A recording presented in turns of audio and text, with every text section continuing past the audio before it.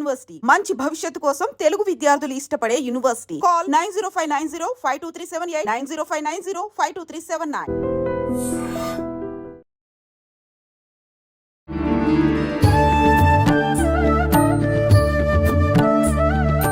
నమస్కారం, welcome to I dream. ధర్మ మార్గం విత్ విజిత కార్యక్రమానికి స్వాగతం. ప్రస్తుతం మనతో పాటు ఉన్నారు త్రిబుల్ఎస్ డివోషనల్ గ్రూప్స్ అధినేత డాక్టర్ శివనరసింహన్ తాంత్రి గారు. ఇప్పుడు వారితో మాట్లాడి మరిన్ని విషయాలు తెలుసుకుందాం. నమస్కారం అండి. అయితే మనకు ఆషాఢ మాసం ప్రారంభం అవబోతుంది. ఆషాఢ మాస ప్రారంభ రోజుల్లోనే మనకు నవరాత్రులు కూడా రాబోతున్నాయి, వారాహి అమ్మవారి నవరాత్రులు. అయితే వారాహి అమ్మవారి నవరాత్రుల గురించి మనం ఈ మధ్య కాలంలోనే ఎక్కువగా వింటూ ఉన్నాము, దీక్షలు కూడా తీసుకుంటూ ఉన్నారు.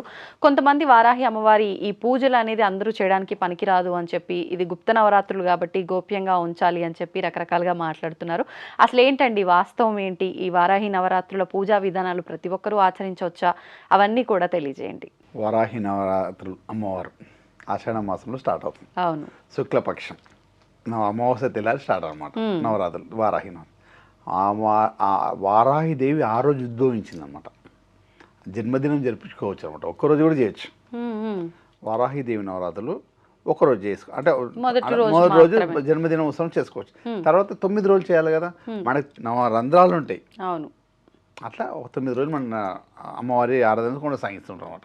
ఈ 9 రంధ్రాలకు సంబంధించిన అన్ని మన బాడీ నిలబడాలని 9 నడవాల్సిందే, చెవి నాల్సిందే, నడవాల్సిందే, ముక్కుతో బాగా శ్వాస తీసుకోవచ్చు, కళ్ళతో చూడాల్సిందే. అన్నీ కూడా మళ్ళీ అవుట్ పుట్టింగ్ కూడా సంబంధించి 2 రంధ్రాలు, ఇవన్నీ కూడా జరగాలి.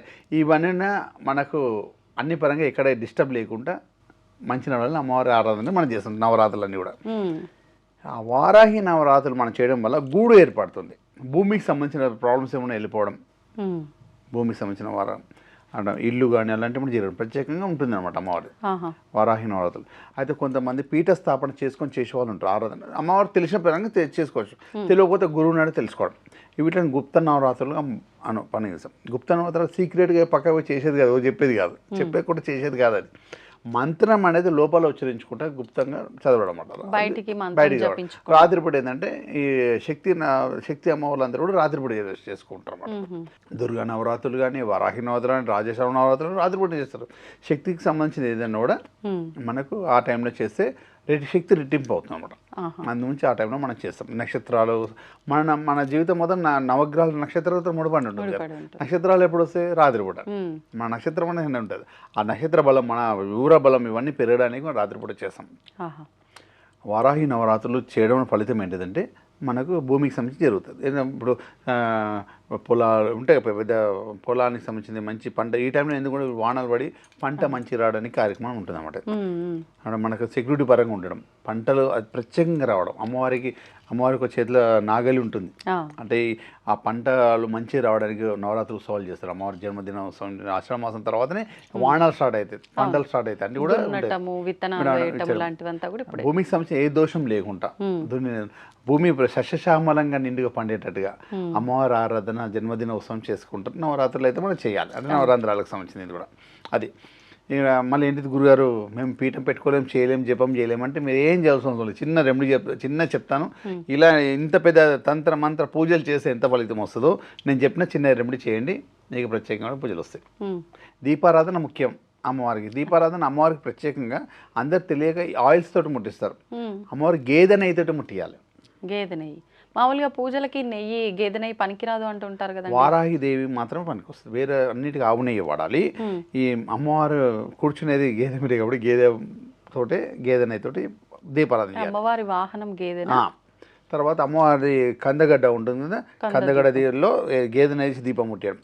ఇంకోటి అమ్మవారికి ఇష్టమైన నైవేద్యం ఒకటి స్వీట్ పొటాటో, చిలకడ దుంప, దాన్ని ఉడకబెట్టి ఎక్కేయడం, అది ఎక్కేయడం. ఇంకోటి అమ్మవారికి అతి ప్రీతికమైనది శనగలు, black colour white black colour శనగలు నానబెట్టి అమ్మవారికి ఎక్కిస్తాం. చూడండి ఈ ఆషాఢ మాసంలో చాలా మంది అమ్మవారికి శనగలు వేస్తుంటారు అన్నమాట.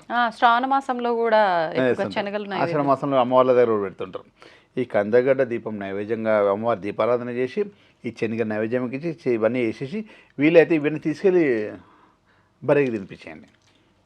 అమ్మవారి దగ్గర నైవేద్యం చేసినండి కూడా మనం ప్రసాదంగా తీసుకోవచ్చు. ఈ కందగడ్డ శనగలు ఇవన్నీ కూడా ఎలాంటి దోషమైనా ఎలాంటి బాధ అయినా తొలగిపోతుంది.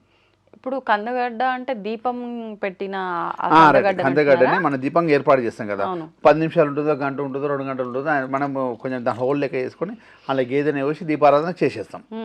దీపారాధన చేసినా దీపారాధన ధూపం వేసిన తర్వాత నైవేద్యం అయితే పెట్టాలి కదా, చిలకడ దుంప శనగలు నైవేద్యం పెట్టేస్తాం. అయితే కొండెక్కిన తర్వాత ఏదైతే కందగడ్డ కొండెక్కి అంటే దీపం కొండెక్కిన తర్వాత దాన్ని కడిగేసి దాన్ని మంచిగా ఒలిచేసి అంటే గరుకులు ఉంటుంది అది నీట్గా కడిగేసి దాన్ని మంచిగా కడిగేసి చిన్న చిన్న ముక్కలు వేసి శనగలు ఈ చిలకడ దుంప ఇవన్నీ మనకు కొంచెం నైవేద్యం మనం స్వీకరించి ప్రసాదంగా తీసుకెళ్ళి గేదెకి పెట్టడం వల్ల కూడా అమ్మవారికి ఆనందంగా అయిపోతుంది అనమాట. అమ్మవారు తిన్నంత విలువ అనమాట గేదె అంట. అంటే మనకున్న ఏదైతే ప్రాబ్లమ్స్ ఉన్నా ఏది ఉన్నా కూడా అంటే భూమికి సంబంధించిన ప్రాబ్లమ్స్ ఉన్నా ఇంటే గృహానికి సంబంధించిన మనకి ఎన్నో సంవత్సరాలు అనుకుంటాం మేము ఇల్లు కట్టుకోలేకపోతున్నాం, రెంటర్స్లో ఉంటాం, రెంటర్స్ నుండి మనకి ఇల్లు కట్టుకోలేకపోతున్నాం, మనకి ఇల్లే లేదు, అలాంటి వాళ్ళు చేస్తే ఖచ్చితంగా ఇల్లు అవుతుంది అనమాట.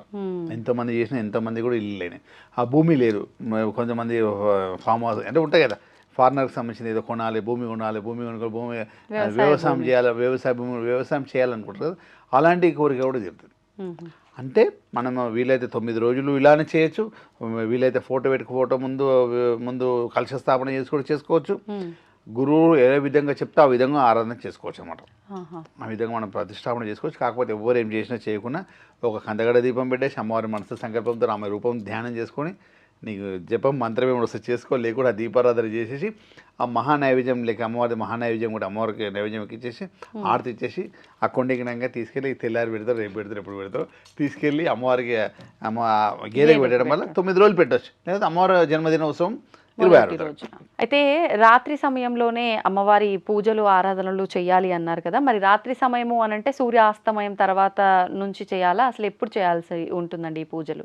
అంటే 8 తర్వాత, నైట్ 8 తర్వాత. నైట్ 8 తర్వాత మరీ అర్ధరాత్రి చేయకూడదు, 11 వరకే. ఓకే, 8 నుంచి 11 వరకే అంతే. దీపారాధన చేసుకోవడం అంతే వరకు చేసేసుకోవడం.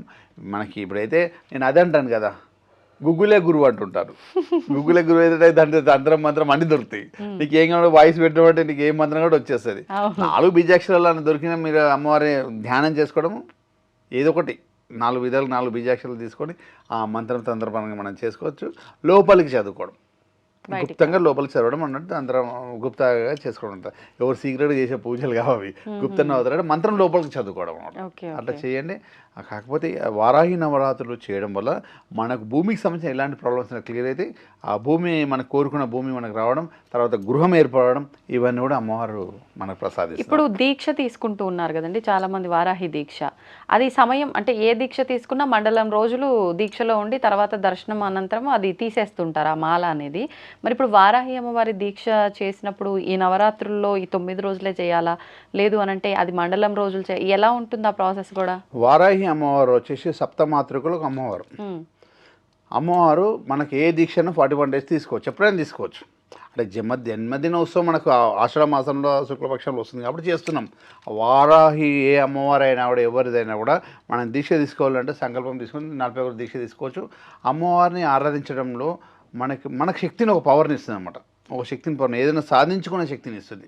మనం మంచిగా ఒక వస్తువు మీద మాట్లాడాలి, ఒక సిస్టమ్ మీద మాట్లాడాలంటే ఒక వాక్శుద్ధిని మంచి శిష్టాన్ని ఇస్తుంది అనమాట అమ్మవారు. ఒక శక్తిని ఇస్తుంది. దండపాణిగా మారుతుందన్నమాట. ఒక చేతిలో నాగలు, ఒక చేతిలో రొగల పంట పట్టుకుంటుంది అమ్మవారు. అంటే ఒక శక్తిని అనమాట, ఒక మనిషిలో ఒక పవర్స్, ఒక ఎదుటిలో ఒక పవర్ని ఏర్పాటు చేస్తుంది. అంటే ఏదైనా అమ్మవారి అనుగ్రహంతో ఏదైనా సాధించుకునే శక్తి అమ్మవారు ఇస్తుంది అనమాట. 41 దీక్ష పరంగా తీసుకోవచ్చు, లేదంటే ఈ విధంగా కూడా మనం తీసుకోవచ్చు. కాకపోతే నవరాత్రి ఉత్సవాలు ఎప్పుడు చేస్తామంటే మనం అమ్మవారి ఆషాఢ మాసంలో శుక్లపక్షంలో అమావాస్య తెల్లారి అమ్మవారు ఉద్భవించిన రోజు, ఆమె జన్మించిన రోజు, మన భూమి మీదకి వచ్చిన రోజు కాబట్టి మనం ఆ రోజు అమ్మవారి నవరాత్రి ఉత్సవాలు ఆడికే 9 రోజులు చేసుకోవచ్చు. కాకపోతే జన్మదినోత్సవం చేసుకోవాలి. ధన్యవాదాలు. తవ్వండి, తవ్వుతున్న శివలింగం సరే దాన్ని అట్లా కప్పేసేయండి, చూపించదండి. మూర్తి పూజ కాదు, సాక్షాత్ బ్రజేంద్ర నందన భగవాన్ ఉన్నారు మూర్తిలో. ఏమీ ఆశించకుండా ఆరాధించే వాళ్ళు కూడా ఉన్నారా ప్రభుజీ? నిజమైన భక్తి అంటే మనకు తెలియదు కాబట్టి